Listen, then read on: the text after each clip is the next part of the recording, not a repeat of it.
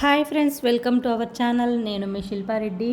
ఈరోజు వీడియోలో మీకు ఒక హెల్తీగా బరువు తగ్గాలి అనుకునేవారు మంచి రాగుల దోశను ట్రై చేయండి. ఎన్నో ఆరోగ్య ప్రయోజనాలతో కూడిన ఈ రాగి దోశ ఎలా చేయాలో వీడియోలో చూసేద్దామా? వీడియో నచ్చితే మాత్రం ఒక లైక్ చేయండి, సబ్స్క్రైబ్ చేయండి. అలాగే ఒక బౌల్ తీసుకొని అందులో ఒక గ్లాస్ రాగులు తీసుకోవాలి. ఆ ఒక గ్లాస్ రాగులకి ఇలా ఒక టీ గ్లాస్తో నేను హాఫ్ గ్లాస్ ఉద్దిపప్పు తీసుకున్నాను. చూడండి, ఇలా మనం చేత్తో పట్టుకుంటే 2 పిడికిళ్ళ ఉద్దిపప్పు అయితే సరిపోతుంది.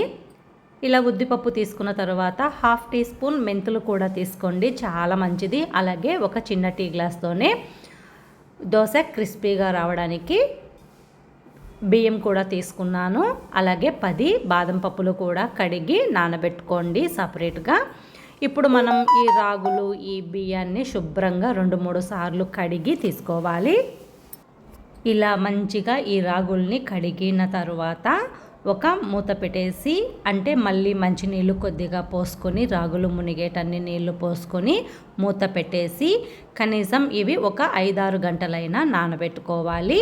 ఈ రాగులు ఎంత ఎక్కువ నానితే అంత మంచిగా దోశలు వస్తాయండి. ఇలా మళ్ళీ ఒకసారి మనం పిండి ఆడించేటప్పుడు మళ్ళీ ఒకసారి శుభ్రంగా కడిగి తీసుకొని మిక్సీలో కానీ గ్రైండర్లో కానీ వేసుకొని మెత్తగా గ్రైండ్ చేసుకోవాలి.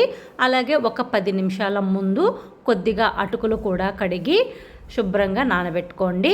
అలాగే మనం నానబెట్టుకున్న బాదం పప్పులో ఉన్న నీళ్ళతో సహా వేసేసుకోవాలి. 10 నిమిషాల ముందు మనం అటుకులు కూడా టీ గ్లాస్తోనే తీసుకోవాలి.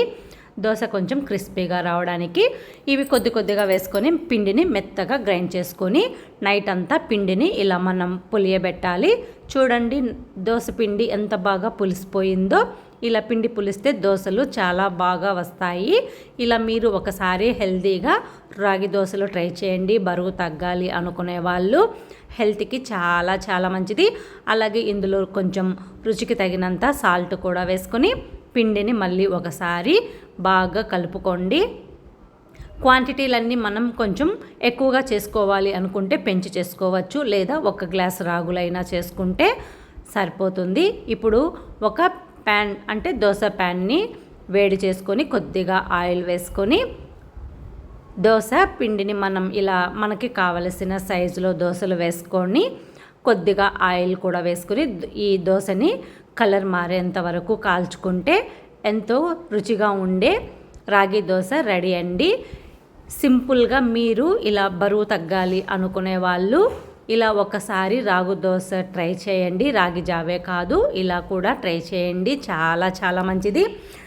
ఈ రాగుల్లో ఎన్నో పోషకాలు ఉన్నాయి. ఇందులో కాల్షియం, ఎముకలు బలంగా మారేందుకు ఉపయోగపడుతుంది.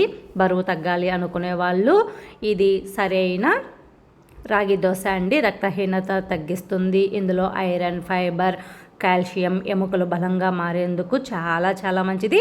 ఇలా హెల్తీగా బరువు తగ్గాలి అనుకునే వాళ్ళు మంచిగా ట్రై చేయండి.